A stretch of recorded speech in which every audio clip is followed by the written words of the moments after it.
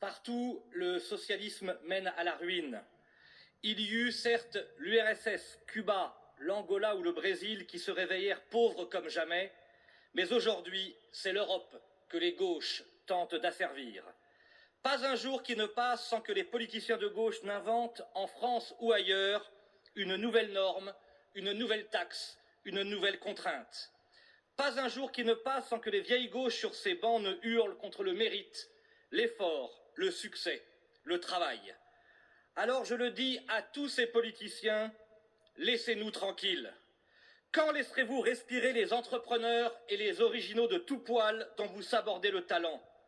Le pénible babil technocratique de ce débat sur les crypto-monnaies est le symptôme d'une Europe en dormition, épuisée par la fièvre socialiste. Dépassée et déclassée, voilà l'Europe que vous proposez au monde, transformant la terre de Jacques Coeur en mouroir de l'esprit d'entreprise. Pire, à l'heure où le monde entier fait le choix de la liberté avec Donald Trump, Elon Musk ou Javier Milei, vous voulez nous contraindre à la relégation. Pourtant, l'histoire est têtue. Vous en connaissez beaucoup des gens de gauche qui, à la chute du mur de Berlin, se sont enfuis à l'Est. Le monde entier s'éveille et vous, la gauche, vous voulez continuer à dormir de vos vieilles lunes. Pire, vous ronflez de vos impôts fatigués. Alors écoutez bien, nous ne voulons plus de vous, nous ne voulons plus être ni taxés ni spoliés, nous voulons être libres. La crypto-monnaie est un défi majeur pour nos États et pour l'Union européenne. Ces systèmes alternatifs, échappant souvent au contrôle des banques centrales, ne doivent pas compromettre un principe fondamental, la souveraineté monétaire des nations.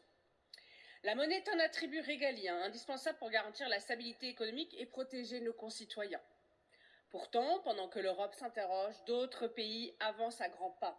Les États-Unis, par exemple, ne se contentent pas d'encadrer ces nouvelles technologies, les soutiennent, les développent et les utilisent comme un levier d'influence stratégique à l'échelle mondiale. De leur côté, la Chine et d'autres puissances investissent massivement pour asseoir leur domination numérique. Face à cela, l'Europe ne peut rester figée dans une culture de la surrégulation.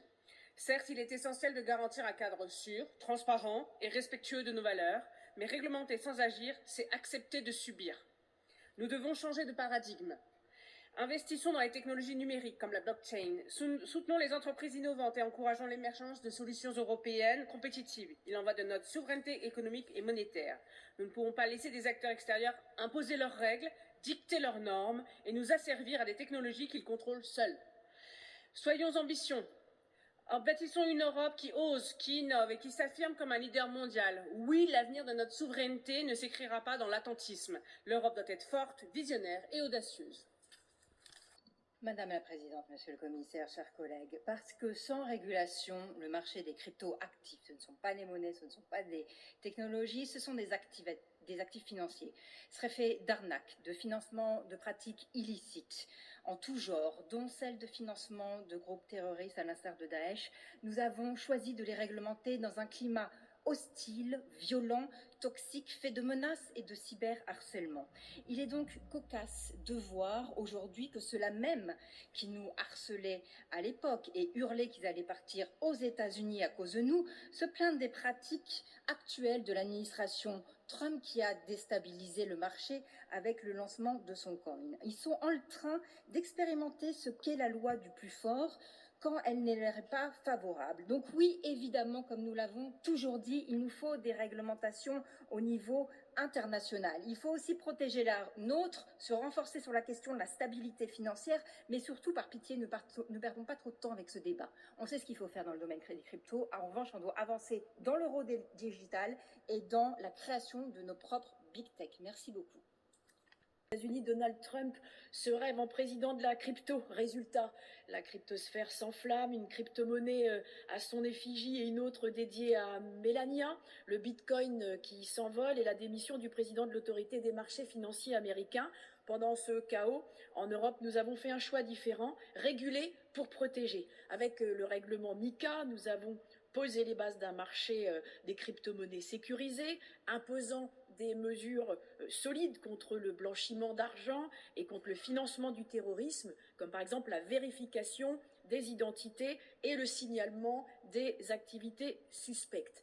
Car oui, les crypto-monnaies ont des avantages, elles offrent de nouvelles opportunités d'investissement, encouragent les plus jeunes à venir investir, ou elles encouragent également, elles permettent un soutien vital à des systèmes corrompus ou en zone de guerre, comme pour la diaspora ukrainienne. Mais elles ne doivent pas devenir une jungle mondiale au service des fraudeurs et des criminels. Et à ceux qui, en Europe, flirtent avec les leaders américains du Bitcoin, savez-vous que leur véritable objectif est de contourner nos devises officielles, à commencer par l'euro, et de saboter notre système monétaire en Europe? Drôle de souverainiste. Comme pour l'intelligence artificielle ou la taxation minimale, l'Europe doit pousser pour un cadre mondial. Les crypto-monnaies ne doivent pas devenir un Eldorado pour les tricheurs, mais un outil au service de tous les investisseurs 2.0. Monsieur le commissaire, agissez maintenant pour adopter au plus vite des normes mondiales minimales. Il y va de la souveraineté de l'Europe, de celle de l'euro et de la protection de nos concitoyens européens.